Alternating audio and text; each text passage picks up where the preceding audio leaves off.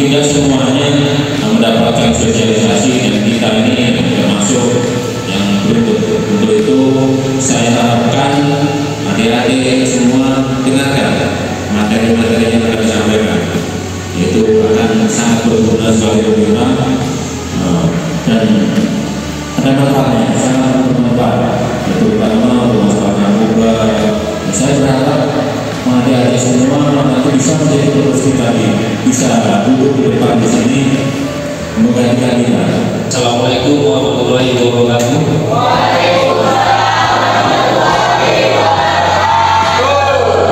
Selamat pagi, salam sejahtera bagi kita semua.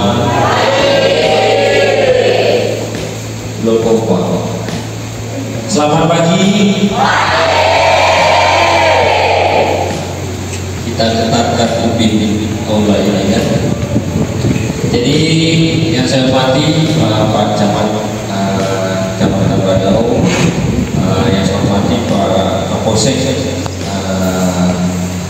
Badau, yang saya hormati Pak Senang Buat dan Balai Wakil oleh Pak KPO, kemudian dari rekan-rekan kami dari Polsek Badau yang hadir, kemudian dari tim kami dari Polres, dari Sat Dimas dengan Sat Narkoba, dan yang saya hormati dan saya banggakan yang guru pendamping SMA 1 ya, dan SMP 1 di Badau, dan yang saya banggakan juga adik-adik semua dari SMP 1 di Badau dan SMA 1 yang saat ini hadir di aula ini dalam keadaan sehat walafiat tanpa ada kekurangan satu apapun. Perkenalkan, nama saya Ibtu Cahaya Gunawan, saya Kasat Dimas Polres Kabupaten Hulu. Kami datang ke Kecamatan Badau melaksanakan sosialisasi atas perintah pimpinan. Terima kasih dari kecamatan, dari Polsek telah menerima kami dan juga adik-adik sekalian, guru yang memberikan kesempatan kepada kami memberikan sosialisasi ini. Sosialisasi yang pertama itu sosialisasi bullying. Lagi keren ya, lagi keren kan? Dalam bahasa Indonesia-nya perundungan. Keren bullying ini yaitu di sekolah-sekolah dari SD, SMP dan SMA. Ini lagi kerennya nih di media sosial. Jadi sebelum saya berikan, kita melihat video dulu. Oh, ada video.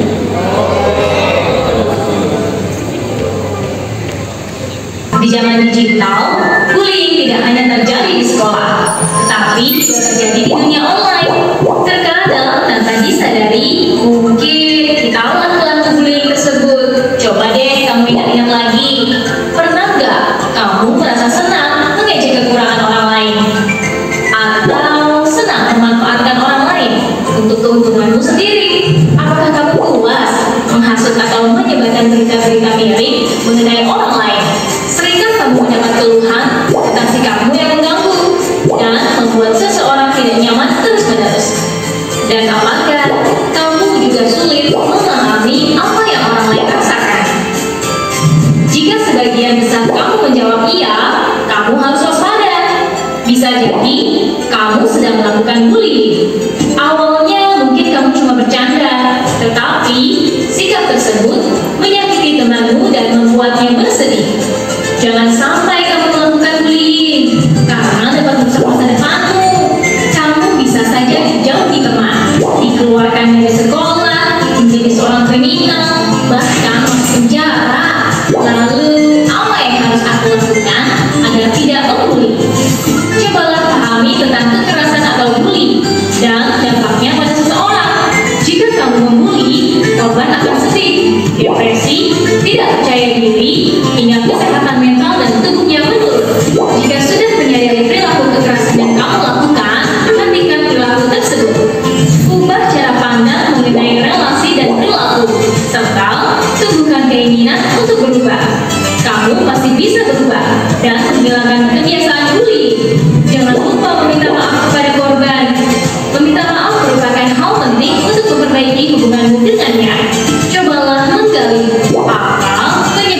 punya perilaku kekerasan pada dirimu?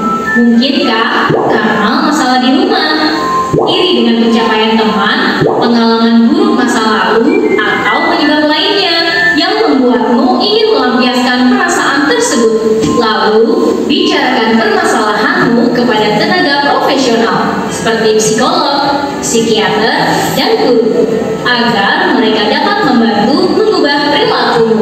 Mari kita saling peduli terhadap teman sebaya. Cegah perundungan dengan memperbanyak karya.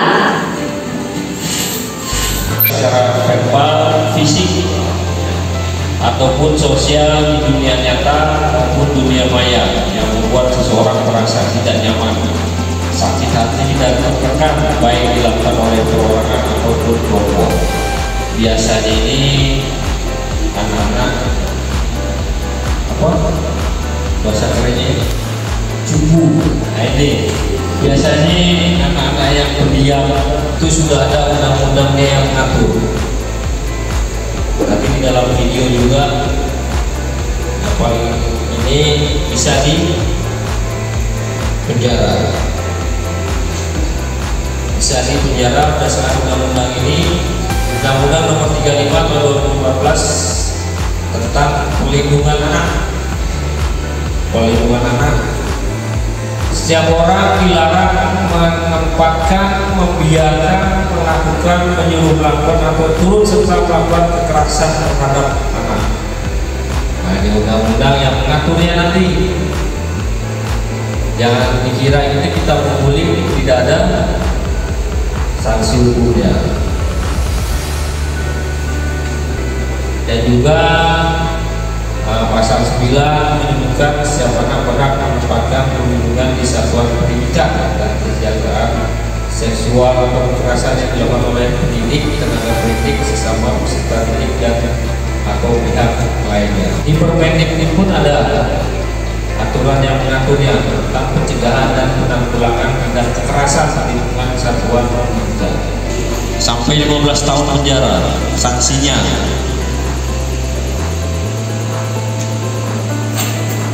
Tempatnya di sini tempat bullyingnya terjadinya itu banyak melalui media sosial. Adik-adik semua pasti menggunakan HP yang Android sekarang kan, yang SMP juga udah yang pakai kan? Ada nggak yang pakai HP jadul? Nggak ada lagi kan? Telegram. Yang paling ini sekarang snack video. TikTok paling kalian nonton joget-joget gitu. Media sosial ini sekarang sudah banyak dipakai oleh kalangan anak muda. Di wilayah Kabupaten Kapuas Hulu yang paling banyak menggunakannya adalah sekarang ini TikTok itu paling pertama dipakai oleh anak muda. Karena semuanya adik-adik juga pasti TikTok, sehari pasti menggunakan TikTok. Kemudian Facebook. Kalau WhatsApp sih pasti, sudah pasti. Karena di media sosial ini HP yang ini kita mau nanya apapun pasti bisa. Adanya ke Google di media sosial. Kemudian terjadi di rumah, sama dibully, perundungan di rumah pun bisa terjadi, adik-adik sekalian. Kemudian apalagi di sekolah sudah pasti. Kemudian di lingkungan masyarakat, lingkungan adik-adik sekalian yang tempat bermain, berkumpul, tempat terjadinya bullying.